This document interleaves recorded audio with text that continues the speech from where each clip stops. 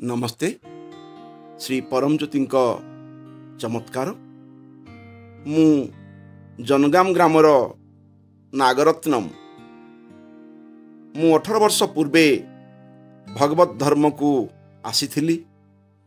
सेतेबेले मोर आर्थिक अवस्था भल नथिला। मोर दुईटी झियो एवं दुई पुओ अछंती।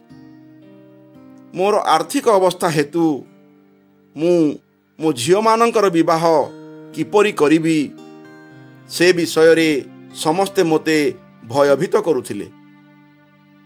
दिने मु श्री परमज्योति को प्रार्थना कली एवं श्री आम्मा भगवानकर कल्याण महोत्सव रे भाग नेली। मो झियो मानक उपरे आशीर्वाद वर्षा करिबा पई सेमानंकु प्रार्थना कली।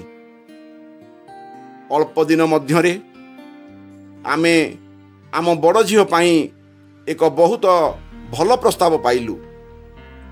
बरर परिवार समस्त व्यवस्था कले। कौनसी ऋण न करी मु तार विवाह करने सक्षम हेली। मोर समस्त संपर्कीय आश्चर्य होइगले। परिशेष रे मोर समस्त संतान माने विवाह कले एवं वर्तमान खुशी रे जीवन यापन करुछंती।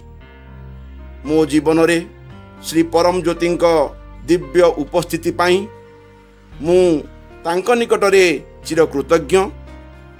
तांकु मु अनंत कोटि पाद प्रणाम जणाउछि।